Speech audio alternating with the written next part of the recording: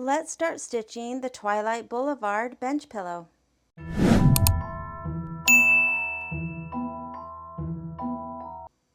I'm starting to work on the Twilight Boo-levard bench pillow. I am going to be making mine into a wall hanging, and I have already prepped and have everything ready for this project. Now this is an older project. Even when I purchased it a couple years ago, it was an older project. In fact, this came out before they even had background quilting. So the directions are a little bit different than the directions that we have now from Kimberbell. But I wanted to go ahead and stitch this out since I have everything and it's all ready to go. I just need to pull my packets and start stitching. So for today, I am going to work on the first and the last block. In most of their bench pillows, they have two different sizes of blocks. They have the center blocks that are all one size, and then the first and last blocks are a little bit thinner. And so I am going to work on those first two blocks. I have, again, everything from the embellishment kit put together. I don't cut my embellishments to size, so I will just pull whatever I need and start working. So today I'm going to work on the welcome block. That's on page 8. And I'm going to work on Happy Halloween. That is the 7th block, and that starts on page 22. I will pull everything from the embellishment kit, and we can start stitching this cute bench pillow. For both of these blocks, I have the background fabric backed with interfacing, and I have my batting.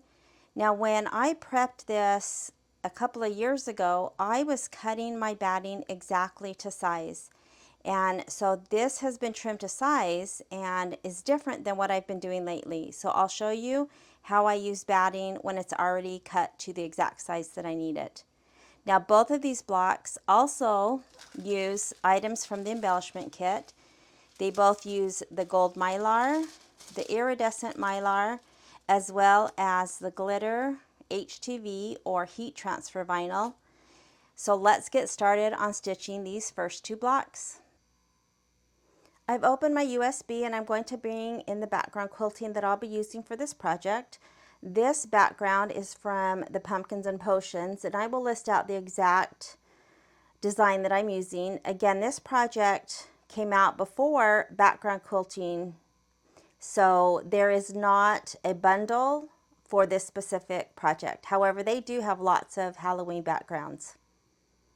So I'm going to open my background quilting.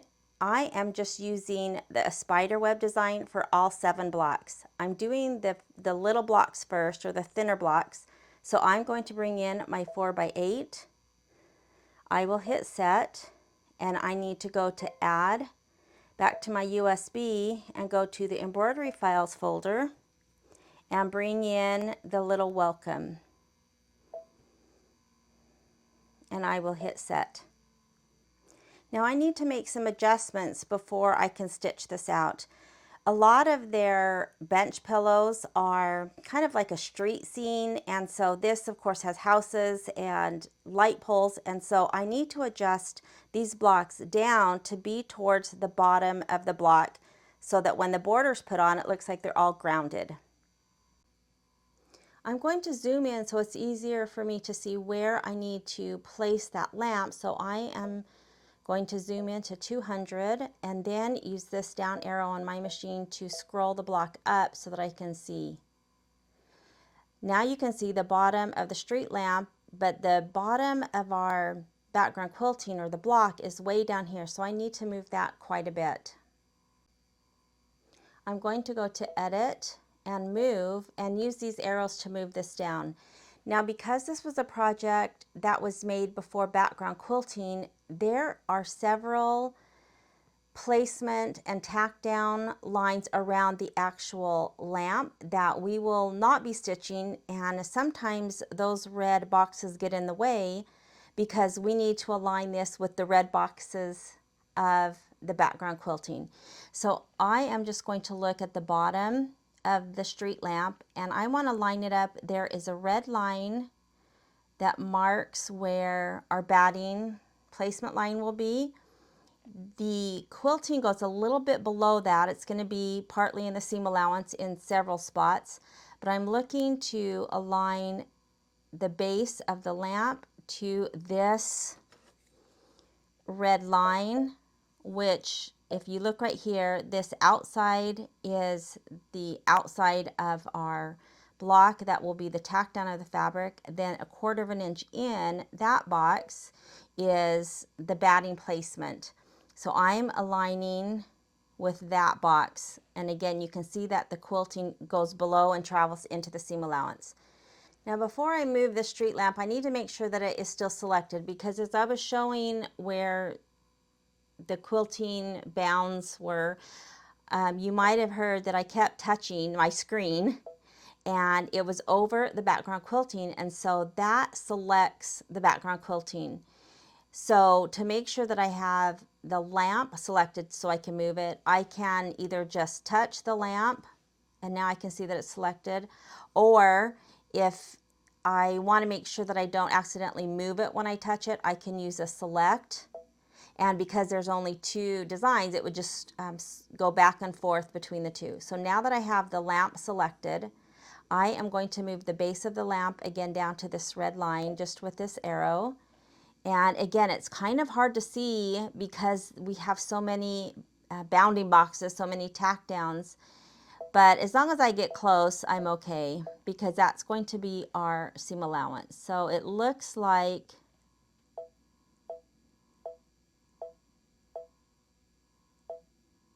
and I could go just a touch above, because when I sew, I'd like to not catch that and make the seam even bulkier.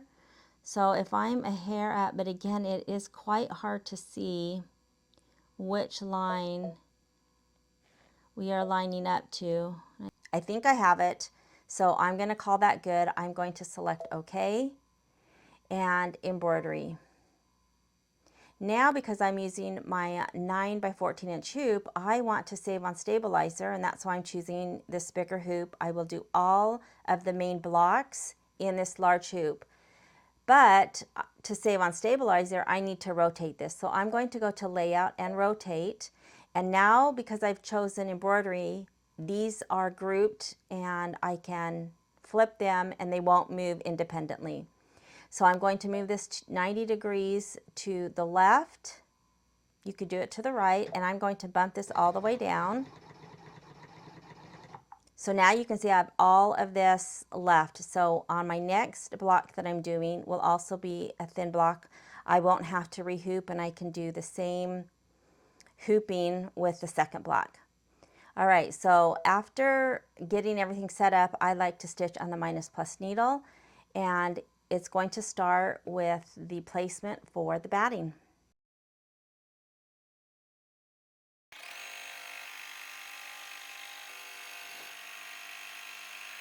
So I ran the placement, and it's probably not very easy to see. I can see it in person, and I chose this color. It's called Mercury. It's kind of a grayish blue, light grayish blue, and I'm going to try that for the background quilting for all of the blocks. And so I just put it in so that I wouldn't have to change threads so often. So because my batting is cut to size, I've already prepped this, everything's cut to size for the batting. I am just going to place my batting. I've sprayed it with a little bit of Ganold KK100. This is my favorite spray, and I am going to place it right in the batting placement lines.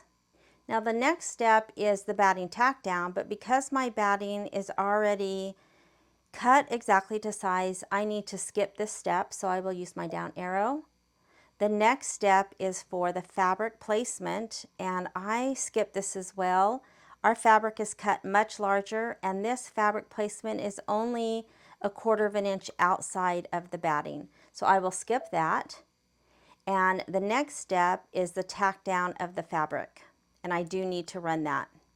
So I need to add my fabric, and you can see again how much extra fabric, and that's why I skip the fabric placement, because our fabric is so much larger. So I will just generally place this. I usually will place this and then flip back to make sure I'm about even. It doesn't have to be perfect. A lot is going to be trimmed off, but I do like to, you know, center it so I can look and see that I have about the same amount. If I look this way, top and bottom, I have a lot extra. So now that is ready to go, and I'm going to run the fabric tack down and then the background quilting. Now I do want to note that you do not have to skip any step. You can run all 5 of the background quilting steps.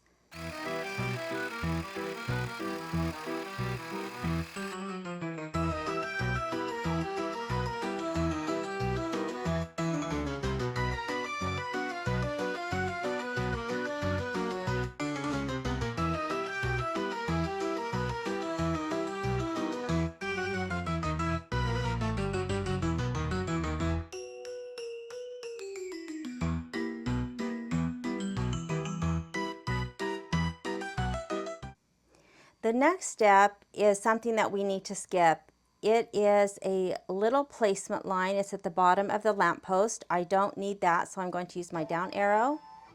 And then that is the box around the design. That is something, again, that I need to skip. So I will skip that. And now we can start stitching the rest of the block. The next is going to be the little stem of the cute candy corn flower.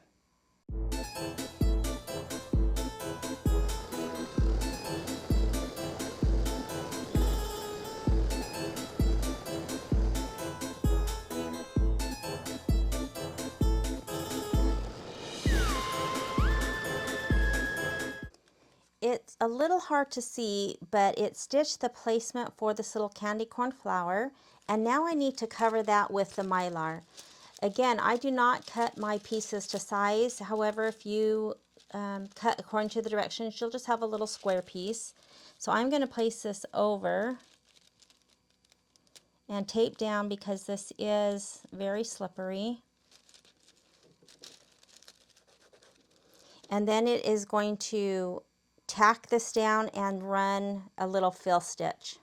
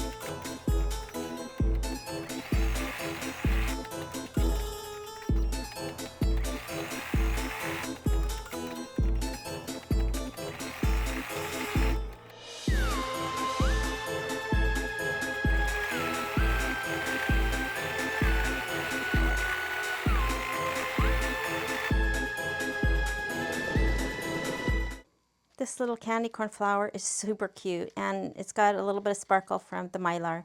So now I just need to remove it. Now the directions did say to remove the mylar and then stitch the center. I just stitched it, and now I'll remove it. And I am just going to kind of pull towards the stitching, and it is really good about just ripping up. If a little piece rips off and you need, you know, to remove it, you can just get some tweezers. Usually it rips pretty good. There might be a little piece right here. And so if I get some tweezers, I can just remove that. And then I say I have a thread here that I need to cut.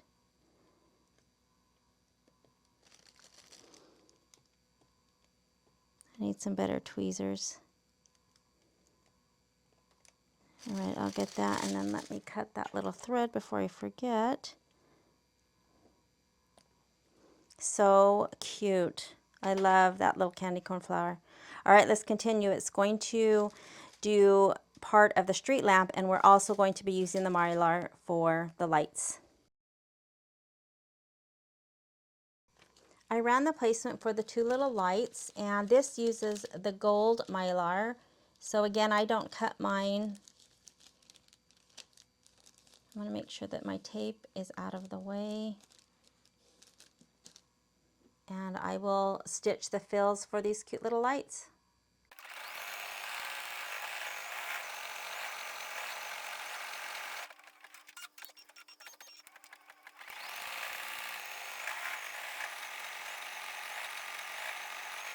And this rips off the same way. You can just pull it towards and it rips off pretty easy.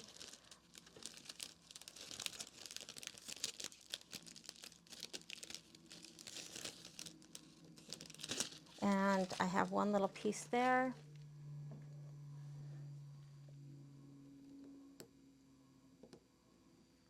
And now it's going to outline the little lights, and then we are going to stitch the lamppost.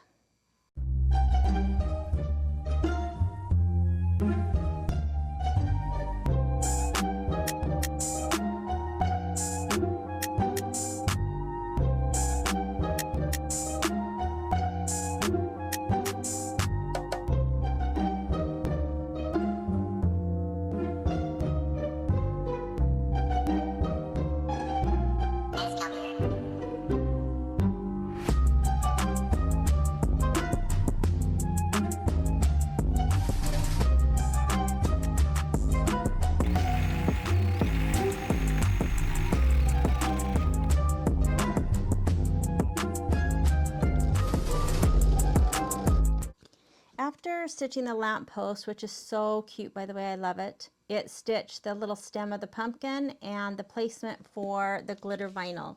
So for glitter vinyl, you need to make sure to remove this clear plastic carrier sheet that's on top. And so I will just peel the whole thing off. I am just going to place this. Again, I haven't cut this to size. If you follow the directions, you'll have a big square. I'm just going to place this. And I am going to tape it down. It's a little bit slippery. And then it's going to tack it down.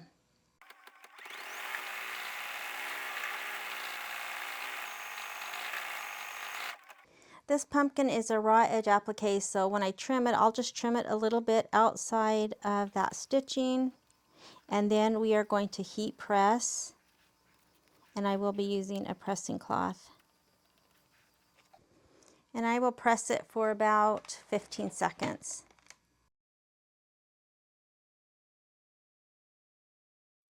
The last two steps are putting the face for the jack-o'-lantern and then stitching out a few bats.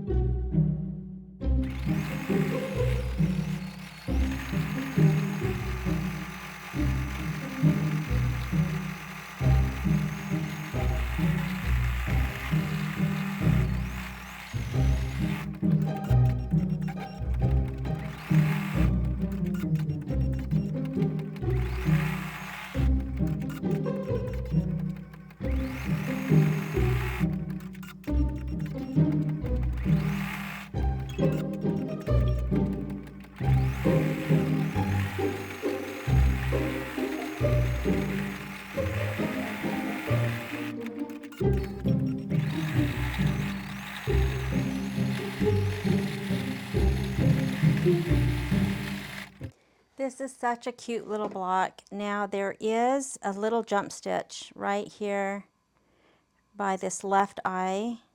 So I am going to trim that. And our block's done. Now I do want to note that there are two little eyelets on the street lamps. This is meant to have the little fairy lights throughout the quilt. Now I don't think I'm going to do those. I'll talk about that when I'm close to the end, but I am stitching out all the little eyelets. For the remaining blocks, I am going to use Embellishment software to make all of the alignment adjustments, move all of them down to the batting line, as well as remove the steps that I am not going to stitch, and that just will make it easier. I can zoom in closer, I can get them all done at the same time, and save them to my USB, bring them in, and just start to stitch right away. However, using software is always completely optional, and you can stitch all of them just like we did. It is a little bit harder to see where the alignment is, but as long as you've shifted it down, it's going to be fine. It's time to stitch the second block, and this is really just exactly the same as the first. It's just, you know, the street lamps on the opposite side and the candy corn flowers a little bit bigger, but it's essentially the same block. And so I am just going to run through those since we just stitched out the other block, but I'll show you how I will bring in the file that I did in Embrilliance. Now I will show my Embrilliance video on how I merged these designs on the next video, but I already merged this, so let me just show you how easy it is once we have those done in the software. So I'm done stitching this. I am just going to go home. I'm going to cancel that block that I just did and go back to my USB. And now you'll notice that I have 3 folders, and I show that in the next video about adding this combined files folder for files that I combine. So this next block is in that file, so I'll open that folder, and here is my little block that I've combined. I'll hit set, and you can notice now that my block is already shifted down. My embroidery file is already shifted towards the bottom where it needs to be. And if I choose embroidery and go to the minus plus needle, I can start stitching. But I will note as we stitch the first few steps that I've taken care of those as well. Instead of skipping at my machine like I just did with this block, I've actually deleted those in software.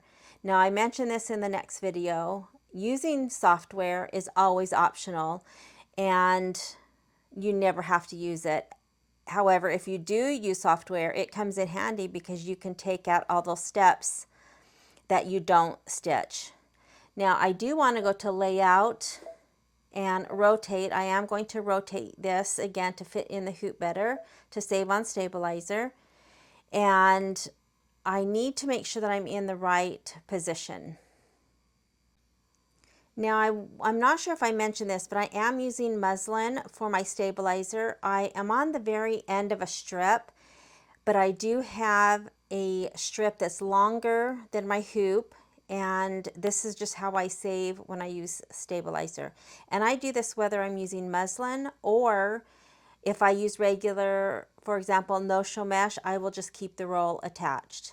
Now since I've stitched this block already, I need to make sure that I'm stitching in the right spot for this next block. So I've just rotated this, and if I select OK, I am going to select this little dotted box with an arrow, and that will show me the margins of my design. So if I select that, I'm most concerned with the bottom to make sure that it doesn't interfere with the block that I just stitched. So I'm going to choose this bottom center, and my machine will actually move to where this little plus mark is, and that's at the very bottom.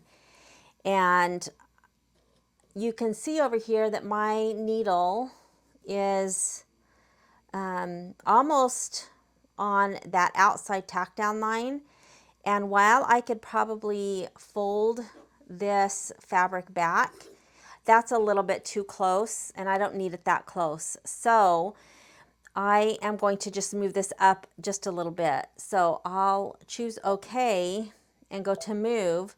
And because that's selected, if you watch my hoop and I move this up, it will just start to move up. And I'm just going to move it right past my fabric.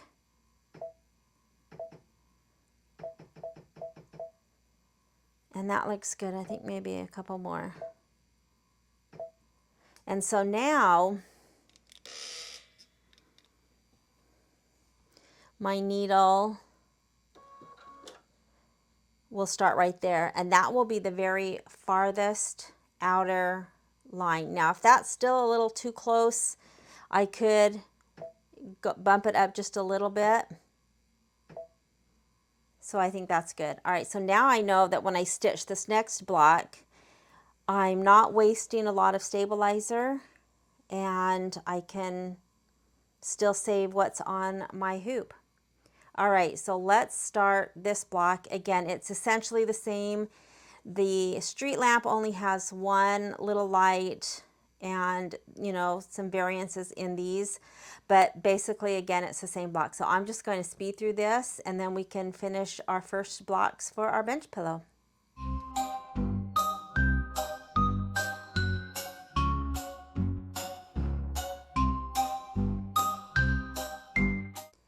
Before I continue stitching, I ran the placement for the batting. I placed my batting and I placed my fabric, and you can see that it overlaps quite a bit, but the stitching will not overlap the first block. And now if you look on my little steps, I'm only on step 2. I've only done that placement line for the batting. Again, my batting's cut to size. But this next step is actually the tack down for the fabric, because in Embrilliant software, I deleted the steps that I skipped on the first block. And so I deleted the tack down of the batting, and I deleted the placement of the fabric. So now I will go ahead and stitch the tack down of the fabric and go on to the quilting.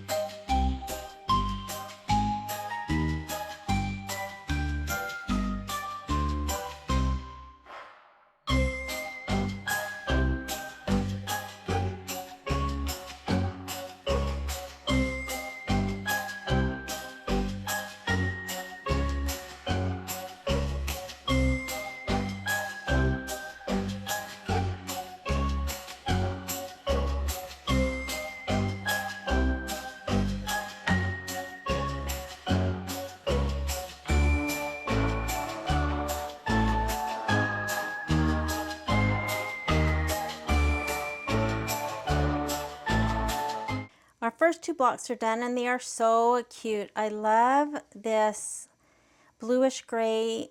It's very subtle, but you can see the spider webs. I love that as a background. The flowers, the candy corn flowers, how cute is that? That have the mylar, the little street lamps, the cute little glitter pumpkin. Such a cute little block. All right, so this is the last of a strip, but I think I have enough to hoop one more time. And what I think I'm going to do from now on is change to my 9x9 hoop, since I just have the larger blocks and I can only get one, whether I use the 9x14 or the 9.5 by 9.5. So let me show you how I'm going to hoop for the next video, and then I'll get started.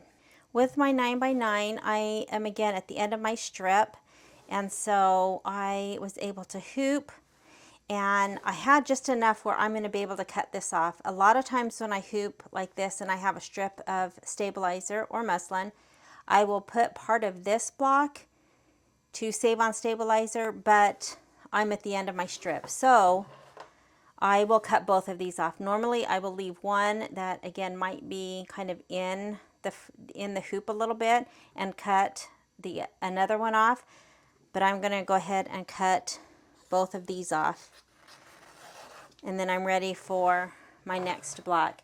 Now I've decided that since there are only 7 main blocks. I am going to trim these all at the same time. That way I can get them all pressed and trimmed up at the same time. I am going to go ahead and cut these 2 apart, but you can see how little stabilizer that I wasted. And so I love hooping like this so that I can save. All right, I'm going to set both of those aside. Again, look at how shimmery that is. It's so fun. All right, I love these first 2 blocks.